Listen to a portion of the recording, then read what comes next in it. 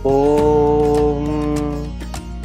ये त्रिसप्ताः पर्यन्ति विश्वा रूपाणि विभ्रातः वाचस्पतिर्बला तेषां तन्वो अद्य दधातु मे। ओम। मेरा नाम उमेश है और जो मेरा विषय है वह भारतीय ज्ञान परंपरा में पांडुलिपि की उपयोगिता। पांडुलिपि का अर्थ और उसकी परिभाषा, इसके बारे में हम थोड़ा सा जानेंगे कि पांडुलिपि होती क्या है और उसकी परिभाषा क्या होती है। थोड़ा सा इसमें परिचय में देना चाहूंगा कि जो ग्रंथ या लेखन छपाई के माध्यम से या लिखित हस्तकला के माध्यम से जो लिखे जाते थे कपड़े पर या भोजपत्रों पर, ताम्र पत्रों पर या अधिक काल तक सुरक्षित करने के लिए वह चमड़े आदि पर भी लिखे जाते थे। और इसी क्रम में क्योंकि ये जो ज्ञान है हमारा, जो भी है वेद हुए या उपनिषद, आरण्यक, जितने भी धर्म ग्रंथ हुए, ये आज तक इसलिए ही बच पाए हैं, मतलब बचे हुए हैं क्योंकि ये एक पांडुलिपि में सजो करके रखे गए थे। और इसकी आवश्यकता इसलिए पड़ी क्योंकि हम जैसे कि हम देखते हैं समाज में प्रत्येक प्रकार के बच्चे होते हैं, जिसकी बुद्धि थोड़ी कम होती है, मीडियम साइज के भी बच्चे होते हैं जिसके, तो उस सबके लिए ये सब ध्यान में रखते हुए बताया है कि जिसको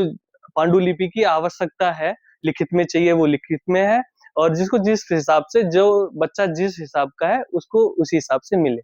और इसमें क्या है कि इसके पूर्व भी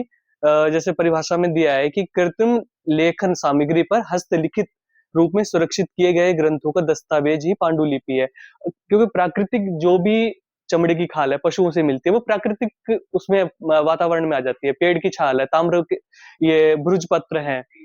ये सब प्राकृतिक की देन से होते हैं, प्राकृतिक होते हैं। तो ये पांडुलिपि के दस्तावेज में ही आ जाते हैं। और इसी क्रम में हम आगे देख इसी क्रम में आगे देखते हैं कि भारतीय ज्ञान परंपरा में इसका संक्षिप्त एक परिचय देखते हैं, इस पे थोड़ी सी नजर डाल लेते हैं। भारतीय ज्ञान परंपरा अत्यंत प्राचीन और समृद्ध है। और प्राचीन समृद्ध वो इसलिए है क्योंकि ये एक, क्योंकि ऋषि मुनियों की जो ज्ञान देते थे वो श्रुति के रूप में था, और लोग जितने भी थे वो सुन करके ही याद करते थे। जो भी ज्ञान जो उसमें क्या नाम है, पांडुलिपि में होता था या संरक्षित किया जाता था, वो उनको उस हिसाब से एक जगह एक इतिहास के रूप में रखने के लिए वो एक अलग, जैसे वेद व्यास हो गए उस टाइम के, तो एक संजो करके रखने के लिए या तो उस टाइम भी लोग करते थे। और इसका आधार जैसे मैंने अभी बताया कि वेद, उपनिषद, ब्राह्मण, आरण्य के बारे में मैंने थोड़ा सा अभी प्रकाश डाला ही था। और इसी क्रम में जैसे मैंने अभी बता रहा हूँ कि गुरु शिष्य परंपरा का अधिकार आधारित रही है हमारी, जितनी भी वैदिक एजुकेशन रही है, वो हमारे जैसे गुरुजी ने जो पढ़ाया शिष्य को, शिष्य ने वो पढ़ा, फिर वो शिष्य अपने से जूनियर को ही पढ़ाता था। और ये आज भी अपने देश में जहाँ भी गुरुकुल हैं, चल रहे हैं, वो ये परंपरा आज भी सुरक्षित है और बची हुई है। और इसमें बताया है कि नैतिकता, धर्म और कर्म के सिद्धांत को प्रमुख स्थान प्राप्त है। देखो अपनी ज्ञान परंपरा में हम देखते हैं कि नैतिकता सबसे पहली चीज देखते हैं कि भाई हमें जिम्मेदारी दे दी गुरुजी ने कि इस रूम को साफ करना है, पर हमारी नैतिकता ये है कि झाड़ू तो लगा दिया, कुर्सियों को व्यवस्थित करना ये हमारी नैतिकता में आ जाता है। साफ सफाई का मतलब ये नहीं कि हमने केवल झाड़ू ही लगा दिया। ये हम, क्योंकि हम जहां भी रहते हैं, जिस देश में, समाज में या गांव में जहां भी रहते हैं, तो हमारे ना कुछ कोई बताने नहीं पड़ते, कुछ नैतिक फर्ज होते हैं। उसी क्रम में हमारे जो ज्ञान परंपरा है भारत की प्राचीन, तो उसमें पहले से नैतिकता ही बताया है और धर्म कर्म सिद्धांत को प्रमुख, कि हमारा धर्म कैसा है, धर्म के लिए क्या करना चाहिए और कर्म कैसे होने चाहिए, धर्मनिष्ठ कर्म होना चाहिए, कर्मनिष्ठ धर्म होना चाहिए, इस बारे में हमें पहले से बताया गया है। पांडुलिपियों के माध्यम से ज्ञान का संरक्षण हुआ, ये हमको सबसे पहले हर कोई जानता है, जो भी शोध छात्र हैं यहाँ पर, हर कोई जानता है कि जो भी ज्ञान है हमें आज उपलब्ध है, जो हमें, अब कई बार ऐसा होता है कि वेद तो एक ही था, ऋग्वेद था, उसके जो विभाजन करता थे वेद व्यास जी, और उनके माध्यम से एक वो पांडुलिपि पे ही लिखे गए थे। पांडुलिपियों में संरक्षित ज्ञान के प्रकार। देखो हमारा जो ज्ञान है वो केवल ऐसा नहीं कि कोई न छोटा है या ये जो ज्ञान है एक व्यापक है, सार्वभौमिक है, एक संविधान है मानव समाज का। ये सबके लिए है और इसमें वैदिक एवं धार्मिक ज्ञान, वेद, उपनिषद इसके बारे में मैंने अभी बताया था और दर्शन शास्त्रीय ज्ञान, सांख्य, योग, न्याय, वेदांत आदि ये जितने भी हैं, ये दर्शन है, इनके बारे में मैं एक चीज़ बताना चाहूँगा क्योंकि जो सांख्य दर्शन है, कई सारे ये जिन आचार्यों ने लिखा है, उनका एक मत है और योग दर्शन एक दूसरे आचार्य ने लिखा है, ये उनका एक मत है। एक ये प्रत्येक जितने भी दर्शन है हमें यहाँ पर दिखाई दे रहे हैं, लिखे हुए हैं, सबका अपना-अपना एक मत है। एक वैदिक परंपरा को ये जो दर्शन है सुशोभित करते हैं और उसको सँभालते हैं। साहित्यिक ज्ञान के रूप में अगर हम देखते हैं काव्य, नाटक, महाकाव्य, कथाएँ क्योंकि ना ये प्राचीन काल में क्या होता था कि हमारे जो नाटक हैं या काव्य हैं ये एक ऐसे-ऐसे नाटक जो लोग कल्पना नहीं कर सकते थे वो प्राचीन काल में एक मनोरंजन का साधन होते थे। क्योंकि वहाँ पर ऐसा एक कहीं लेख भी मिलता है कि जो नाटक के माध्यम से या किसी कथा के माध्यम से कोई ज्ञान होता था, गुरुजी उसको बच्चे को पढ़ाते थे। और वैज्ञानिक ज्ञान के रूप में अगर देखते हैं तो ऐसा नहीं है कि हमारी जो संस्कृति रही है कि कथा, कहानी या श्लोक सुनाना, पढ़ाना केवल इतना ही नहीं सीमित रहा है। हमारे वैज्ञानिक में आयुर्वेद है, गणित, ज्योतिष, खगोल शास्त्र ये बहुत सारी चीज़ें हमारे ये वैज्ञानिक के रूप में उपलब्ध हैं। ये उस टाइम के ऋषि-मुनियों ने लिखी गई थी। आयुर्वेद में ऐसी-ऐसी आज के टाइम में अगर हम देखेंगे तो सारी की सारी जो भी हमें रोग होते हैं जो भी है वो सारे के सारे आयुर्वेद में बताए गए हैं। गणित है, वैदिक गणित था उस टाइम कि चंद्रमा की दूरी जैसे नापनी थी, उस टाइम ही नाप ली थी। लोग को आज पता लगता है कि इन और जो पाश्चात्य विद्वान है उन्होंने आज इस चीज़ की खोज करी, हमारे ऋषि-मुनियों ने पहले से ही इसको बताया था। ज्योतिष है, कौन-सा ग्रह कहाँ हम तो ज़मीन पे बैठे-बैठे कौन-सा ग्रह कहाँ घूम रहा है, किसकी दिशा कहाँ, ये चीज़ एकदम व्यापक और विस्तृत रूप में और फलित ज्योतिष ये सारे ज्योतिष एक पार्ट है, एक अंग है। कोई भी हमारी वैदिक एजुकेशन ऐसी नहीं है कि केवल कपोल कल्पित नहीं है। सबके एक अलग-अलग पार्ट हैं और ऐसा जैसे एक कहते हैं कि एक बुक है, उसमें बुक में अलग-अलग जैसे पार्ट होते हैं, चैप्टर होते हैं, उसी प्रकार से ऐसे खगोल शास्त्र का मैंने अभी बताया ही था। नीति एवं आचार शास्त्र के बारे में बहुत सारी इस देश में बहस और डिबेट्स वगैरह होती हैं, आंदोलन होते हैं कि धर्म सूत्र वो स्मृतियाँ, नीति शास्त्र देखो मनुस्मृति के बारे में अपने देश में काफ़ी चीज़ें बताई जाती हैं क्योंकि देखो क्या है ना प्राचीन काल में जो मैं खासकर मनुस्मृति के बारे में ही कहना चाहूँगा क्योंकि मनुस्मृति एक ऐसा ग्रंथ है, ऐसा धार्मिक ग्रंथ है, जिसके द्वारा हम मानव कल्याण के काम करते हैं। समाज में शांति स्थापित करना दंड विधान करना या किसी समाज को सुरक्षित रखना एक न्याय प्रक्रिया के तहत होता है, वो तहत न्याय प्रक्रिया वो संविधान के रूप में, मानव समाज के रूप में, तो वो स्मृति ही है और स्मृतियों में जो प्रमुख स्मृति है, वह मनुस्मृति है, याज्ञवल्क्य की स्मृति है और इसमें अगर ऐड करना चाहेंगे क्योंकि जब समाज बढ़ता है, समृद्ध होता है, तो अर्थ सबसे इम्पोर्टेंट होता है, तो कौटिल्य का अर्थशास्त्र तो इसको यहाँ पर रख सकते हैं। और इसी क्रम में हम आगे देखते हैं।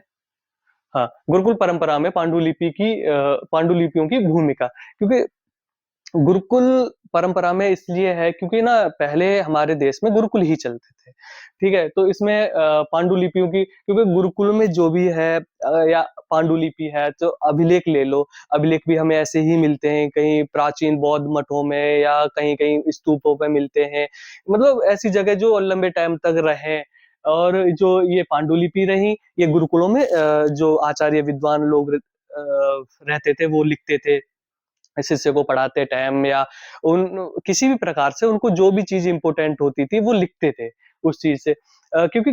क्या होता है ना क्लास में जब कहानी चल रही होती है, तो ऐसा नहीं होता है कि हम पूरी कहानी को ही लिखते हैं, मेन-मेन चीज़ लिखते हैं, पर उससे रिलेटेड करके हम बोलते हैं, समझाते हैं लोगों को। तो इसी के ये ज्ञान का संरक्षण शास्त्र एवं ग्रंथों को सुरक्षित रखने का एक माध्यम था उस टाइम और गुरु द्वारा शिष्यों को पढ़ाने हेतु संदर्भ सामग्री उसी में रहती थी, क्योंकि ये सारे के सारे इसी परंपरा के एक भाग या पाठ थे।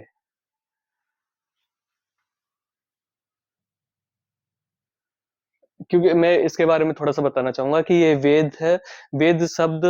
तो जैसे इसके व्याकरण के मैं व्याकरण का छात्र हूँ, तो मैं थोड़ा-सा बताना चाहूँगा कि विद जाने धातु होती है इसमें और इसका जान कई सारी धातु होती हैं, 4-5 धातु बताई गई हैं। जो एक विद्वान है कपिल देव जिनका नाम है और उन्होंने 5 धातु बताई गई हैं और बताया गया है और वेद का मतलब होता है संविधान या ज्ञान।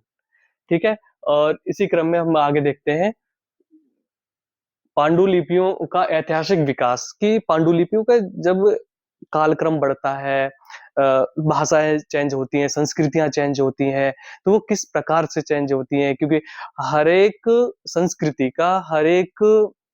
लोगों का जितने भी प्रकार के समाज होते हैं, लोग होते हैं, अलग-अलग जगह रहते हुए क्योंकि जैसे हमारे देश में हम देखते हैं कि बहुत सारे राज्य होते हैं, सबकी अलग-अलग बोली होती है, भाषाएँ होती हैं रहन-सहन अलग होता है, तो बहुत सारी चीज़ें रहती हैं। तो इसमें ना एक प्राचीन काल की पांडुलिपि है, मध्यकाल की हो गई, तो ऐसा नहीं है, परिवर्तन समय के साथ हर चीज़ में होता है, तो इसमें भी थोड़ा-सा परिवर्तन हुआ है। प्रारंभ में ज्ञान का संप्रेषण मौखिक परंपरा से हुआ था, जैसा कि हम सब जानते हैं, गुरु-शिष्य परंपरा थी। संरक्षण हेतु पांडुलिपि का विकास हुआ, ये भी मैं पहले से बता ही चुका हूँ आपको और जैसा कि वो लिखने की जो परंपरा थी हमारे ताड़ के पत्रों पे, भोजपत्रों पे, कागज़ पर लेखन किया गया था उस टाइम और ब्राह्मी व नागरी